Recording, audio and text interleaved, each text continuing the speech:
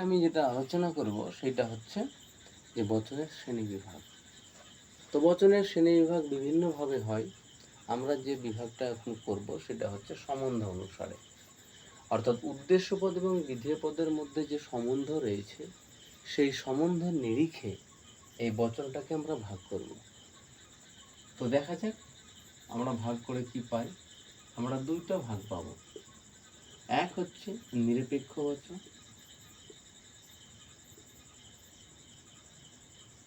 নিরপেক্ষ বচন, আর দুই হচ্ছে সাপেক্ষ বচন, সাপেক্ষ বচন। আমি আবারও বলছি যে বচনের যে উদ্দেশ্যপদ এবং বিধেয় পদের মধ্যে যে সম্বন্ধ আছে সেই সম্বন্ধের নিরিখে আমরা বচনকে দুই ভাগে ভাগ করব। এক হচ্ছে নিরপেক্ষ বচন, দুই হচ্ছে সাপেক্ষ বচন। তাহলে এখন প্রশ্ন হচ্ছে যে নিরপেক্ষ বচন কাকে বলে এবং সাপেক্ষ বচন কাকে বলে এবং তাদের উদাহরণ, এটা বিশেষ করে জানা প্রয়োজন আছে। আমি আবারও বলছি যে বচনের যে শ্রেণীবিভাগটা আমি এখন করছি সেইটা হচ্ছে সম্বন্ধের নিরিখে, অর্থাৎ সম্বন্ধ অনুসারে। সম্বন্ধ অনুসারে বচনটাকে আমি ভাগ করেছি দুইটা ভাগ, একটা হচ্ছে নিরপেক্ষ বচন, একটা হচ্ছে সাপেক্ষ বচন। তো এখন প্রশ্ন হচ্ছে যে নিরপেক্ষ বচন কাকে বলে এবং তার উদাহরণ। তোমরা যদি উদাহরণটা জেনে নাও তাহলে নিরপেক্ষ বচন কাকে বলে মোটামুটি সহজেই তোমরা লিখতে পারবে। কিরকম তোমরা দেখো যে যে বচনের উদ্দেশ্য পদ এবং বিধেয় পদের মধ্যে যে সম্বন্ধ, যে বচনের উদ্দেশ্য পদ এবং বিধেয় পদের মধ্যে যে সম্বন্ধ সেটা কোনো শর্তের উপর নির্ভরশীল হবে না। আমি আবারও বলছি, সকল মানুষ হয় মরণশীল। যদি আমি এই বচনটা ধরি তাহলে কি পাবো? উদ্দেশ্যপদ মানুষ আর মরণশীল হচ্ছে বিধেয় পদ। তো যে বচনের উদ্দেশ্যপদ এবং বিধেয় পদের সম্বন্ধ কোনো শর্তের উপর নির্ভরশীল হবে না সেই বচনটাই হচ্ছে নিরপেক্ষ বচন। তাহলে আমি নিরপেক্ষ বচন, সকল মানুষ হয় মরণশীল, এটা আমার হয়ে গেল। অ্যাকচুয়ালি প্রকৃতপক্ষে নিরপেক্ষ বচন হচ্ছে সেই বচন যে বচনের উদ্দেশ্য এবং বিধেয় পদের মধ্যে যে সম্বন্ধ সেটা অন্য কোনো শর্তের উপর নির্ভরশীল নয়। আর সাপেক্ষ বচন তাহলে যে বচনের উদ্দেশ্য পদ এবং বিধেয় পদ অন্য কোনো শর্তের উপর নির্ভরশীল। যেমন আমি যদি বলি যদি যদি বৃষ্টি হয়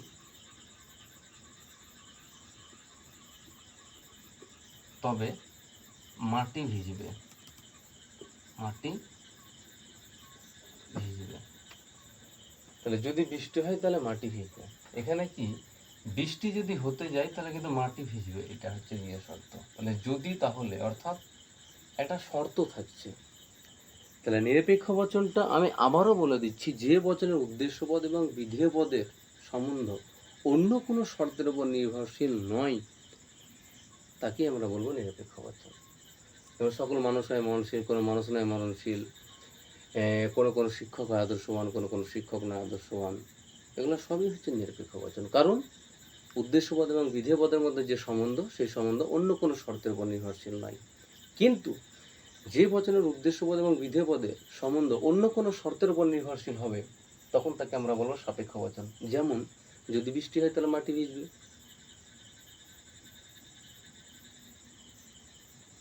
এইগুলো কি এটা হচ্ছে তোমার সাপেক্ষ বচন। কারণ বৃষ্টি হওয়ায় মাটি ভেজা এটা অন্য কোনো শর্তের উপর নির্ভরশীল করছে। উদ্দেশ্যপদ এবং বিধেয় পদের মধ্যে যে সম্বন্ধ সেটা অন্য কোনো শর্তের উপর যদি নির্ভরশীল হয় তাহলে সেটা হচ্ছে সাপেক্ষ, শর্তের উপর নির্ভরশীল না হলে নিরপেক্ষ। তোমরা যদি নিরপেক্ষ বচনের উদাহরণটা শুধু জানো এবং সাপেক্ষ বচনের উদাহরণটা জানো তাহলে আর সংজ্ঞাটা লিখতে কোনো অসুবিধা হবে না, তোমরা উদাহরণ থেকে লিখতে পারবে। আমি আবারও বলছি তোমাদের সুবিধার্থে যে সকল মানুষ হয় মরণশীল, এটা নিরপেক্ষ বচন। তাহলে নিরপেক্ষ বচন কাকে বলে? তাহলে যে বচনের উদ্দেশ্যপদ এবং বিধেয় পদ অন্য কোনো শর্তের উপর নির্ভরশীল নয় তাকে বলা হচ্ছে নিরপেক্ষ বচন। আর সাপেক্ষ বচন মানে যে বচনের উদ্দেশ্যপদ এবং বিধেয়পদ অন্য কোনো শর্তের উপর নির্ভরশীল তাকে বলা হয় সাপেক্ষ বচন। যেমন যদি বৃষ্টি হয় তাহলে মাটি ভিজবে, এই গেল সম্বন্ধ অনুসারে ভাব। যেটা আমরা আলোচনা করব সেটা হচ্ছে যে গুণ অনুসারে নিরপেক্ষ বচনের প্রকারভেদ। তাহলে গুণ অনুসারে আমরা যদি ভাগ করি নিরপেক্ষ বচনটাকে, তাহলে আমরা কি পাবো সেটা দেখে নাও। এই হচ্ছে গিয়ে বিষয়। তো গুণ অনুসারে আমরা নিরপেক্ষ বচনকে দুইটা ভাগে ভাগ করব। একটা হচ্ছে সদার্থক নিরপেক্ষ বচন, আর একটা হচ্ছে নঅর্থক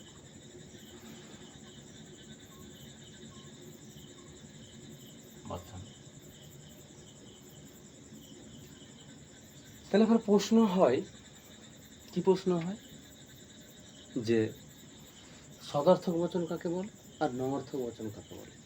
তাহলে যে নিরপেক্ষ বচনের অর্থ হ্যাঁ বাচক হয়, আমি আবারও বলছি, যে নিরপেক্ষ বচনের অর্থ হ্যাঁ বাচক হয় তাকে বলা হয় সদার্থক বচন। যেমন আমি লিখছি তোমাদের জন্য, সকল মানুষ হয় মরণশীল। আমি বারবার একই উদাহরণ লিখছি যাতে বিষয়টা তোমাদের কাছে খুব সোজা হয় বা সহজ হয়, এই জন্যে। তো সকল মানুষ হয় মরণশীল, এই যে এটা সংযোজক, এটাই হচ্ছে গুণ। অর্থাৎ যে নিরপেক্ষ বচনের অর্থ হ্যাঁ বাচক হয় সেটাই হচ্ছে সদার্থক বচন।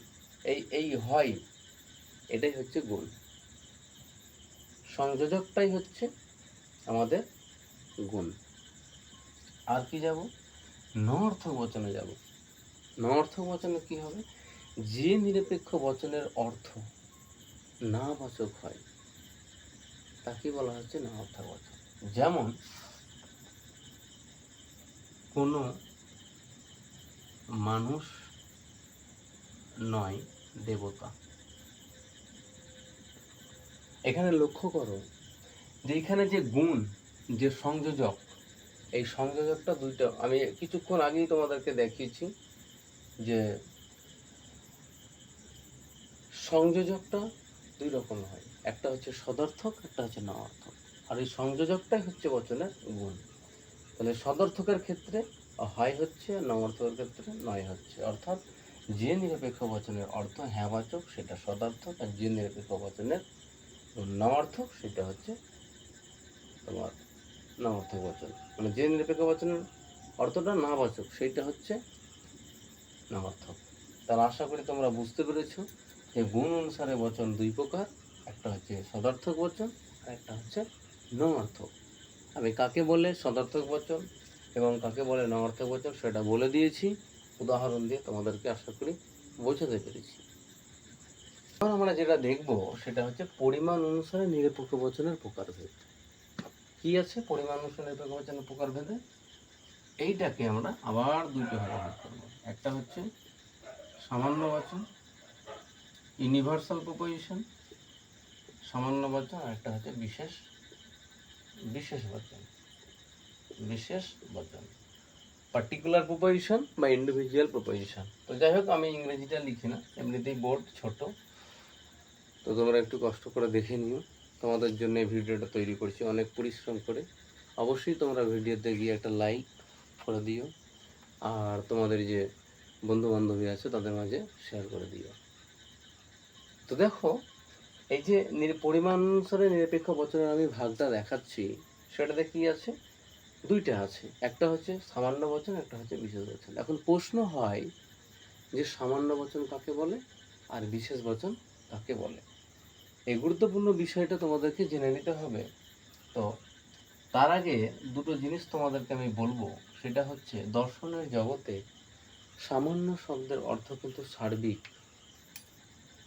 বাস্তবে যদি আমরা সামান্য বলি তার মানে অল্প পরিমাণটাকে বোঝানো হয়, কিন্তু দর্শনে সামান্য বললে ইউনিভার্সাল, সার্বিকভাবে বোঝানো হয়। আমি যদি কাউকে ভাবি যে ঠকানোর জন্য আমি বলি যাও তো একটু সামান্য চিনি নিয়ে এসো, তখন সে কী করবে, গিয়ে যতটা পারে কম পরিমাণে সে চিনিটা নিয়ে আসবে। তার বিষয়টা আবার একবার বলে দিচ্ছি, যে দর্শনের জগতে সামান্য সামান্য শব্দের অর্থটা একটু আলাদা বাস্তবিক এবং দর্শনের জগতে। যদি আমি বলি যে যাও তো একটু সামান্য চিনি নিয়ে এসো, তাহলে কি করবে? সে যাবে এবং অল্প পরিমাণে চিনিটা এনে আমাকে দিবে বাস্তবিক। কিন্তু যদি আমি তার সঙ্গে ছল প্রয়োগ করে আমি তো তোমাকে সামান্য চিনি আনতে বলিনি, সে কিন্তু হাসবে। কারণটা হচ্ছে সে তো বাস্তব জগতে থাকে না। তো এইখানেই হচ্ছে সামান্য শব্দের একটু পার্থক্য। সামান্য বললে দর্শনের জগতে ইউনিভার্সাল, তার মানে আমি ওই ছেলেটাকে কিছুক্ষণ আগে বলেছিলাম বা যাকে আমি বলেছি সামান্য চিনি নিয়ে এসো, তার মানে আমি তাকে সব চিনি আনতে বলেছি, অল্প চিনি আনতে বলিনি। অর্থাৎ দর্শনের জগতে সামান্য শব্দের অর্থটা হচ্ছে সার্বিক, ইউনিভার্সাল। আর বিশেষত সামান্য কিছু কিছু কোনো কোনো ইত্যাদি ইত্যাদি হচ্ছে বিশেষ। এখন প্রশ্ন হচ্ছে যে সামান্য বচন কাকে বলে আর বিশেষ বচন কাকে বলে, এটা আমরা এখন জেনে নেব এবং এক্সাম্পল দিয়ে বিষয়টাকে ভালোভাবে বোঝার চেষ্টা করব। তো চলো দেখি আমরা সামান্য বচন এবং বিশেষ বচন কাকে বলে উদাহরণ দিয়ে বোঝাই। আলোচনা আমি করব সেটা হচ্ছে যে নিরপেক্ষ বচনে যে আমরা পরিমাণ অনুসারে ভাগটা পেয়েছি, একটা সামান্য আর একটা হচ্ছে বিশেষ। এখন সামান্য বচন কাকে বলে সেটা আমরা জানব। তো সামান্য বচন কাকে বলে সেটা যদি আমরা জানতে চাই, তাহলে আমি একটা আগে বচন একটা লিখি, তাহলে তোমাদের সুবিধা হবে। কীরকম? আমি দুইটা বচন লিখব। সকল মানুষ হয় মরণশীল, মরণশীল। আর একটা হচ্ছে আমি লিখলাম যে কোনো মানুষ নয় দেবতা। আমি একই রকম উদাহরণ বারবার দিচ্ছি, বিষয়টা তোমাদেরকে শুধু বোঝানোর জন্য, আর অন্য কিন্তু উদ্দেশ্য আমার নাই। তোমরা যাতে বুঝতে পারো সেই জন্য বারবার আমি একই উদাহরণ দেওয়ার চেষ্টা করছি। সকল মানুষ হয় মরণশীল, কোনো মানুষ নয় দেবতা। এটা কি করে সামান্য বচন হচ্ছে, অর্থাৎ সামান্য বচনের উদাহরণটা থেকে সামান্য বচন কাকে বলে ওটা আমরা জানার চেষ্টা করব। কীরকম? যে বচনে বিধেয়টি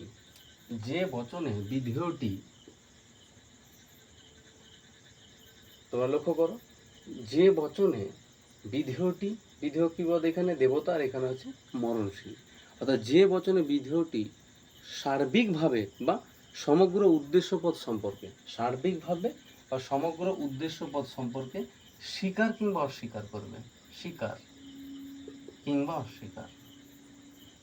অস্বীকার। আমি আবারও বলছি, যে বচনে বা যে নিরপেক্ষ বচনের বিধেয় পদটি সার্বিকভাবে উদ্দেশ্যপদ সম্পর্কে স্বীকার কিংবা অস্বীকার করবে তাকে বলা হচ্ছে সামান্য বচন। এই যে সকল মানুষ হয় মরণশীল, এখানে বিধেয় পদ মরণশীল সার্বিকভাবে উদ্দেশ্যপদকে স্বীকার করছে। আর কি?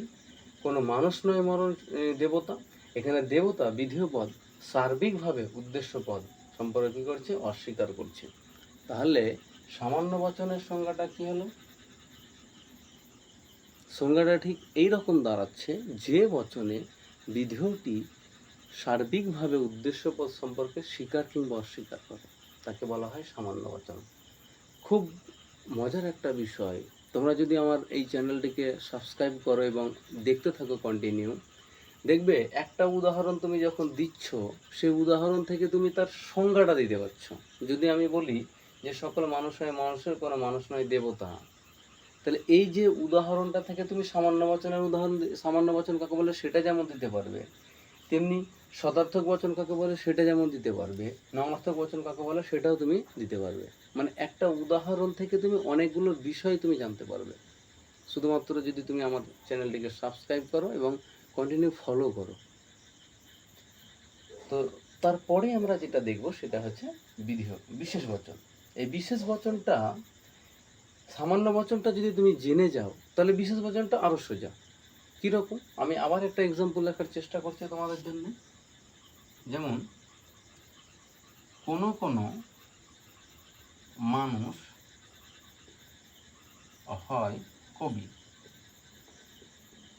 আমি লিখলাম আবার কোনো কোনো মানুষ নয় দেবতা। আমি আমার ইচ্ছা মতো লিখলাম, তোমরা অন্য কিছু লিখতে পারো, অসুবিধা নেই। কীরকম? যে কোনো কোনো মানুষ হয় কবি আর কোনো কোনো মানুষ নয় দেবতা, এটা বিশেষ বচনের উদাহরণ। এখন প্রশ্ন হচ্ছে বিশেষ বচন কাকে বলে।